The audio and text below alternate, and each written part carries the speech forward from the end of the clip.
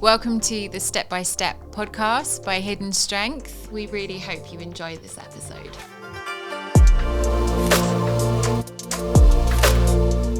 Hi, I'm Jade and welcome to the Step by Step podcast. I'm here with Katie. Hi, Katie. Hi. How are you feeling? I'm feeling pretty nervous today, to be honest. It's kind of hard talking about a subject that you're so passionate about without talking about it angrily. It's like coming to terms with it. Yeah, well, the experience is very personal. Yeah, so it's like, it's trying to convey it in a way that is relatable, almost, yeah. Yeah. Well, why don't you tell us what your chosen topic is today? So today I'm going to be talking about my experience with growing up undiagnosed with autism and the process of actually getting an autism diagnosis and what my experience was like in school.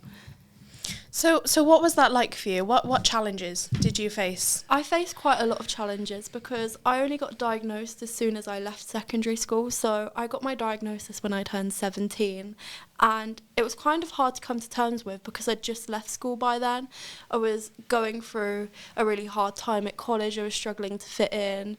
Just none of my college courses were working out for me and I felt like a failure because I didn't really do well in my GCSEs. Like on paper I did well, but personally I felt like I didn't do too well because all my friends were getting like the highest grades in the school and they were going off to like really good colleges and sixth forms and I'm just sat here and I'm like, I'm going off to a special needs college. Like, why now?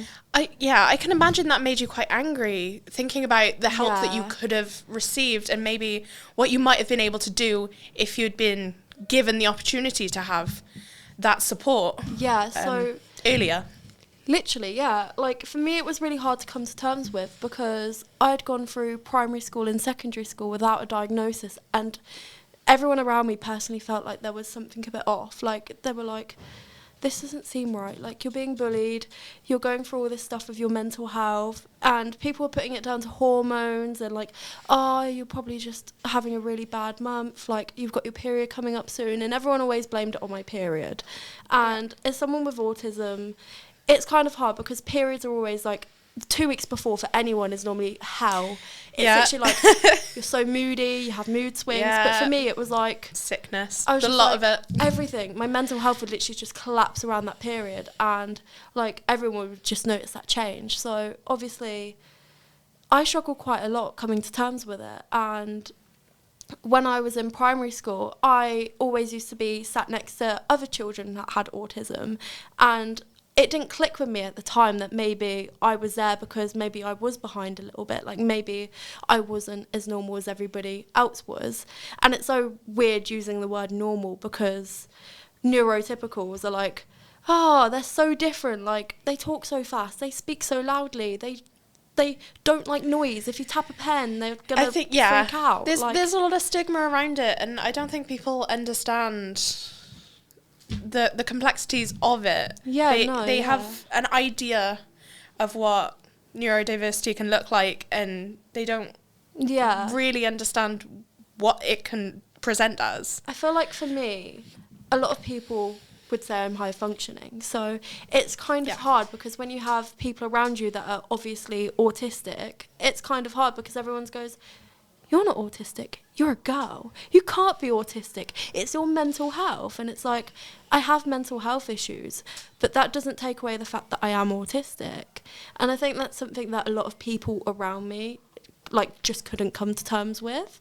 And primary school was challenging for me because I couldn't tell who my real friends were, and obviously that led to quite a few abusive like relationships friendship wise. And that's something that I've always struggled with was friendships, because what people would do is they'd get really close to me and then all of a sudden they'd leave and then they'd use everything I'd ever told them against me and basically wouldn't be my friend anymore and bully me and get other people to join in. So I struggled a lot with bullying. So when it turned to secondary school, those people from primary school decided to absolutely turn on me. And unfortunately, it led to a lot of mental health issues. And I mean, I was in and out of hospital throughout secondary school, really struggling with my mental health, not knowing what was wrong with me. And then in about year 8, I was basically told, look, maybe we should get the ball rolling. Let's just do it. Let's go for this autism assessment. So who initiated that? Who put you forward for that? It was actually my parents, because they were like, surely there's something we can do to help. Like, because obviously the bullying had gotten to a point where it'd gotten too much for me. And I didn't want to move schools. I was like, I can't do this. It's going to be too much. Like, going to a new school, new environment, new teachers. I was like, I'm comfortable with the teachers I'm with right now. Like, I need to be here. Like, it's close to home. I know that I can get out if there's an emergency. Like, it was just the right thing for me at the time. It's the best of a bad situation. Yeah. And unfortunately for me, that didn't really work out well. I chose comfort over possibly a new beginning, which was sad, because looking back now, I would pay so much to go to a different school. Like, it's hard because there was so much that was going on at that time, and I had a lot of teachers at that school who pretended to actually care about me and be there for me. So when teachers are saying, oh yeah, we're going to advocate for your mental health, we're going to advocate for your autism diagnosis, it turned out that the mental health team at my school had left my autism diagnosis in the drawer up until year 11. My parents opted in to go privately, but obviously we didn't realise how expensive it was going to be, and that the medical insurance just couldn't cover it because of how expensive it is. It is up there in price. And I feel like if parents are like listening to this right now, they can really resonate, because the waitlist times are really high. Like, I waited a really long time. Like, well, I myself am on the list, but they have told me it is like 3 years at the moment. So I mean, my primary school picked it up when I was in primary school, which is really interesting, because they were like, well, there's so many people on the waiting list, you may as well just wait to be on the waiting list. So it's like, and that was back in 2011. So if you're thinking 2011, we're now in 2024, and that wait list is almost triple than what it was now.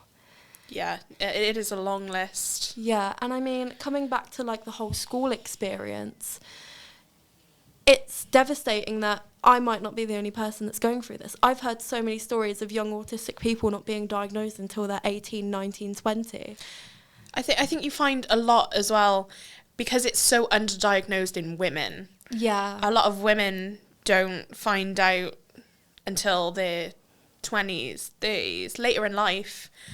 And they miss out on all the support that they could have had. I mean, I wanted to go back to college to resit my maths exams, and I was basically told, without an EHCP, we cannot get you any help, we cannot get you any support, which was heartbreaking for me, because a lot of places want you to have your GCSEs. Like, I got turned down for multiple apprenticeships just because I didn't have a GCSE in maths. Like, I had a qualification in maths, but not a GCSE in maths.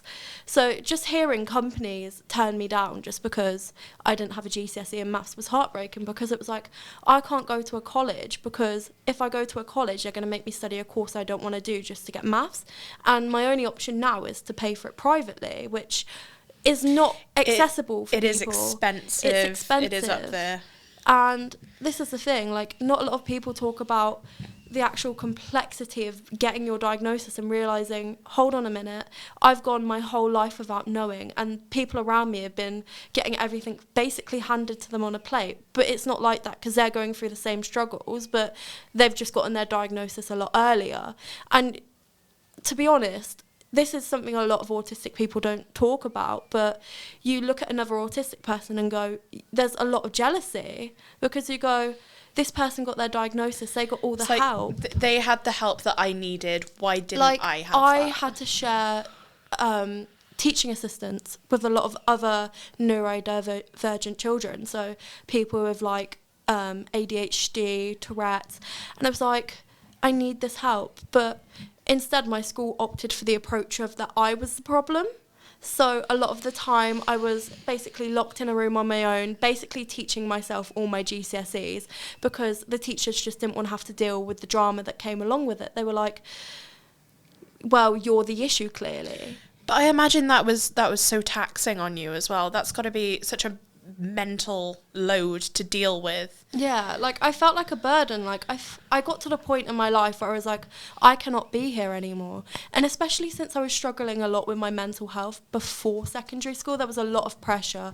Like you're going to this big new school and you've got all these people, having all your friends go to new schools and like realising your friends aren't who they really are.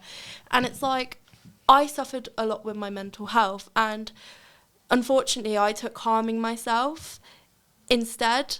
So I used to self-harm, and I used to turn to like other negative ways of like hurting myself, and it was hard because why should I have to feel so bad about myself because other people are bringing me down? And that's the thing, like nobody talks about the implications of not getting a diagnosis will have on you, and it's honestly traumatizing. Like if I look back on my childhood, I can only think about all the bad things now. Like I don't think about all the fun trips I went on with my parents or all the fun times I had at school. All I think about is all the negative experiences I had. Looking back, it must have been so difficult, just knowing as well within yourself that if you had the help available to you, you would have been able to do so much more. That would make me quite angry. Yeah, it does make me quite angry because I'm not the only person that this has happened to, and a lot of people my age and older are starting to realise that they've been let down by the system. I mean, a lot of people mention how bad CAMS is, and I know it's a touchy subject for some people, but when I was at CAMS, I first started off with a therapist, and I was like, I'm finally getting help. I'm getting my mental health support. I'm on the wait list for a diagnosis. And turned out that I ended up with a really bad CAMS worker who just told me to have a cup of tea and a bath. And unfortunately, the way she portrayed herself was like, I don't really care. I think with CAMS as well, they're doing so much with so little. It's just... I recently learned, you mentioned the cup of tea, I recently learned why they tell you to do that. And I think if they gave that little bit extra information, it would seem less patronising. Yeah. So they tell you to have a cup of tea because the change in temperature in your mouth or something releases endorphins. Yeah. And it gives you something else to focus on. Wording it like that instead of downplaying it and saying just have a cup of tea, have a warm bath, it can make a lot of young people feel dismissed. And the thing is, young people are so quick to go, that person is judging me, they're telling me to do this, and they're being patronising. Well, but young people are insecure. We're so insecure that we're like, this person's instantly judging me.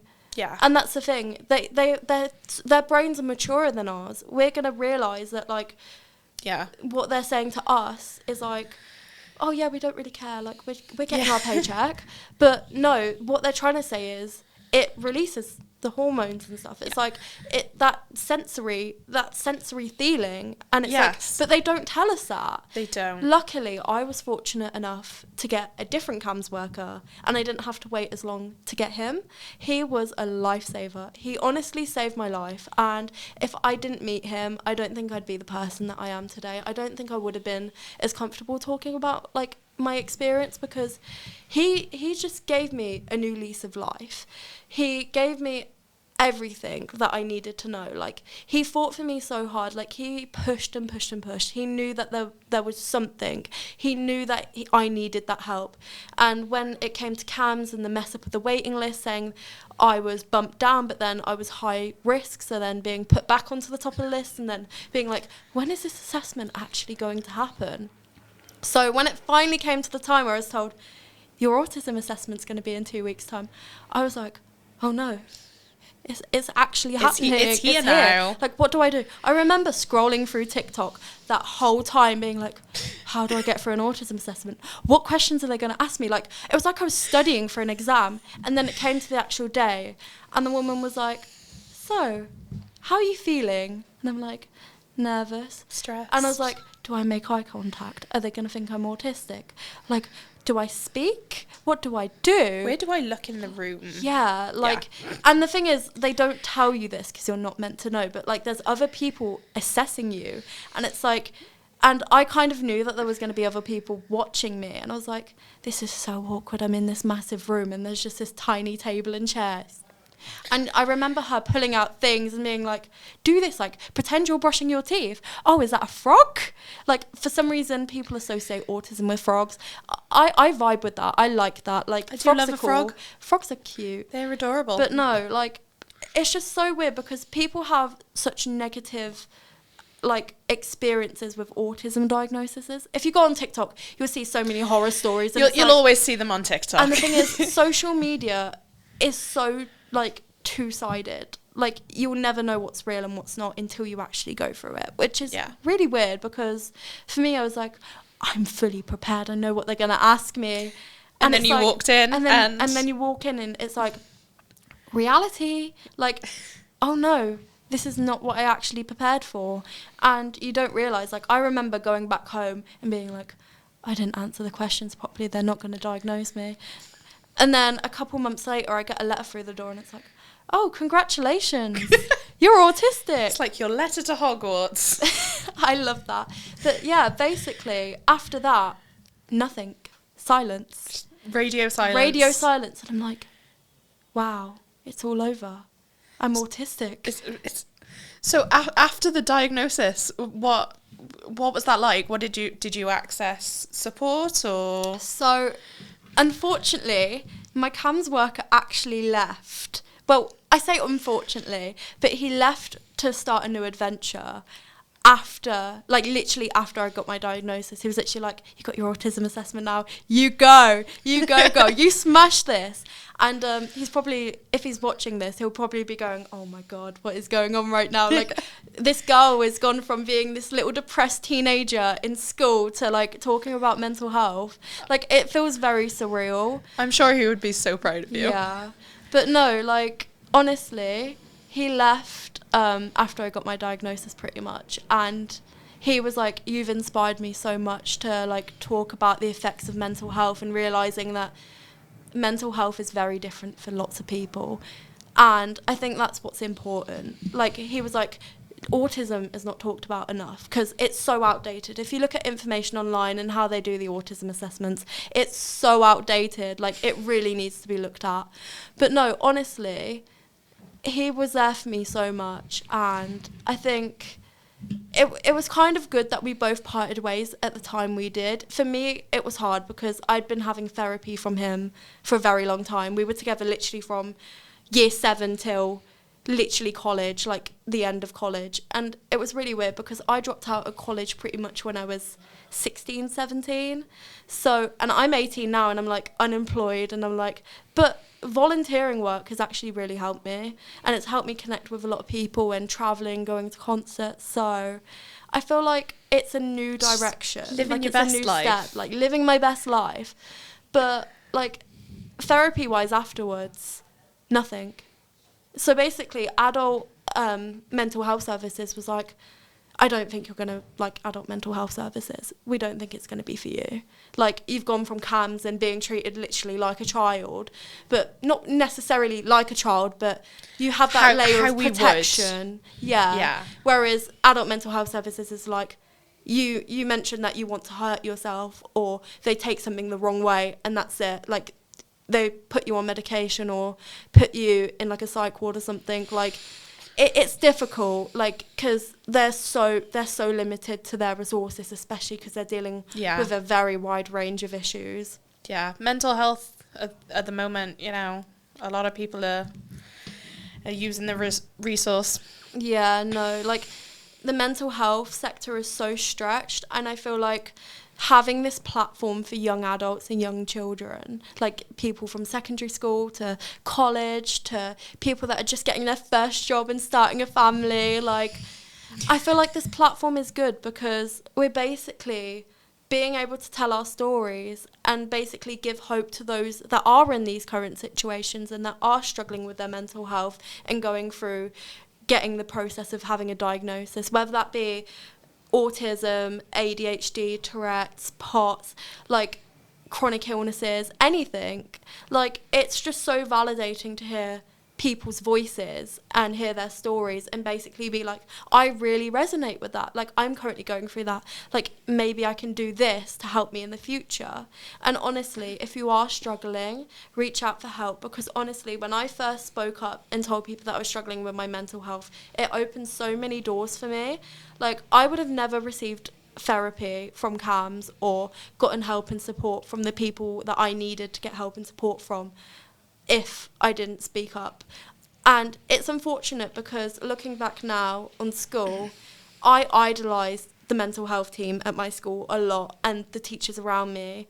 But then realising how, from my parents' perspective of how they treated my parents, they treated them like criminals. Like, they were like, your daughter has all these mental health issues, there must be something going on at home, you must be doing something wrong. And for them, it was exhausting. They had to literally fight the school for them to even try and support me. Like, at school, I had no help and support. Like, I was just made out to be the problem. And seeing all the people that physically hurt me or tried to bring me down or bullied me get away with it and basically have the life that I've always wanted, like living their best life, got the GCSEs, went to college, have their friendship groups.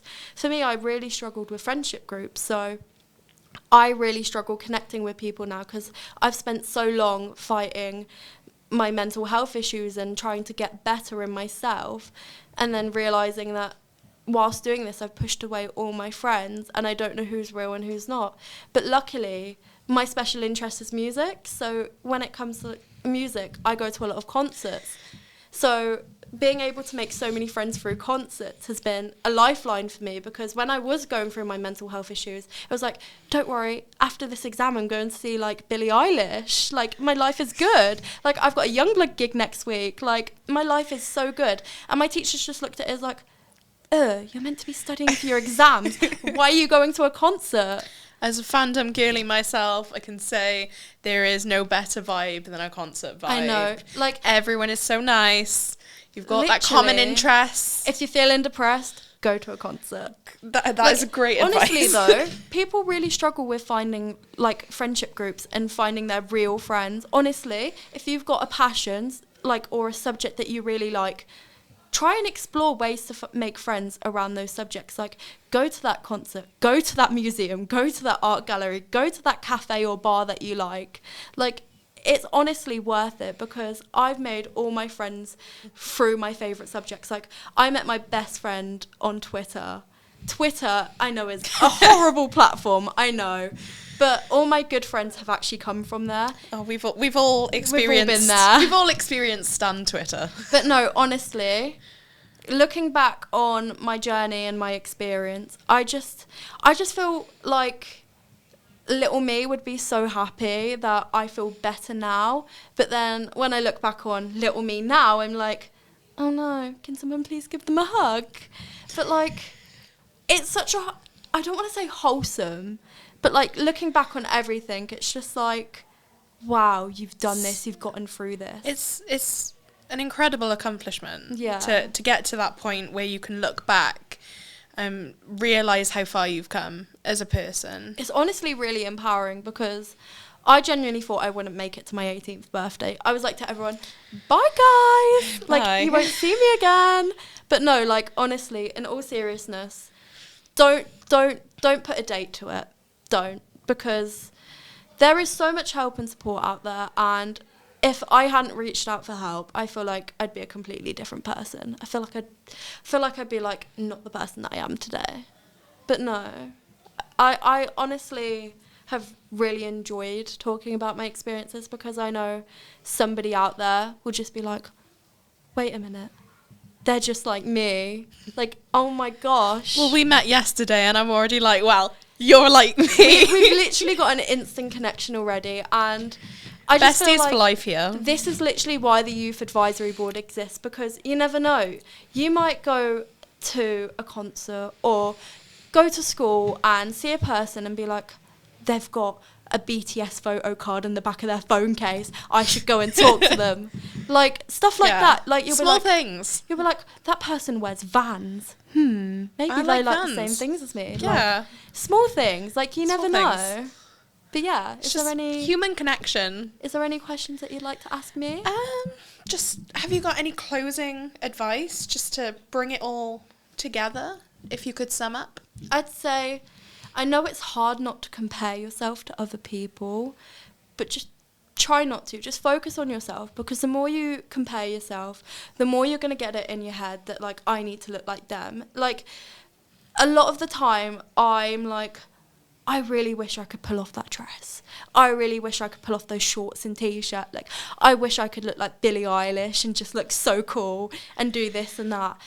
But honestly, the best way is to just be yourself and be authentic, because there's so much pressure, especially within social media. And it's like, it's difficult to grow up as a young adult in this day and age. There's so much pressure, and I feel like you shouldn't have to put that pressure on yourself just to look like you're Instagram worthy or you're social media worthy. Like, I honestly think that the world would benefit from people just being themselves. I feel like as well, with people aspiring to be someone they admire, where is it, like Billie Eilish, as you said, yeah. or someone that you know on Instagram or whatever, I feel like people's lives are really like you're imagining it. You don't want to be that person. You it's don't like want to be life. You don't want to be what that person's life is. You want to be what you think their life is. Yeah. Everyone difficult. will struggle at some point. Yeah, it's really difficult in that sense. And also, I just wanted to add sensory issues. Oh my gosh. I struggle picking out clothes every day. I just love being in my little baggy t-shirt and cycling shorts. Don't get me wrong. I love wearing my Vans. There's nothing better. Vans over heels any day. Like, I love my trainers. I love my comfort clothes. Like, you will not catch me, like, wearing this luxury dress and, like, having my hair all done, like, makeup's pristine. Like, I didn't learn how to do makeup until I was, like, probably in year 11. And it's like, we shouldn't have to set these, like, we shouldn't have to set this on ourselves. Like, too much pressure. It's a weight to carry. It is. And you feel like you're carrying everybody else's, like, shoulders, and it's like, ugh. Just the expectations. Like, as a person, I don't think I put myself first. Like, I always like to put other people before me. Like, if someone has an issue, I've got it. Like, no, I think that's the same thing. Like, with autism, you're so focused on helping other people, and, like, am I doing anything wrong? Am I the burden? Oh no, I can't eat this food. Like, it's out of my comfort zone. I can't say that. Yeah. And it's like, especially with timing, like saying something inappropriate and, like, wrong time, wrong place. Like, yeah. It's just so hard. Like, there's so many social aspects to it. But yeah, no, like, it is a struggle, and I think people can't really see that. But yeah, no, I completely agree with everything you said. Like, today's been really insightful. It has. It's been great. It has been. Thank you so much for watching today. If you feel like you need additional support after the podcast, we've linked resources below. Please like, share, subscribe, whatever you're listening to us on today. And download our Hidden Strength app.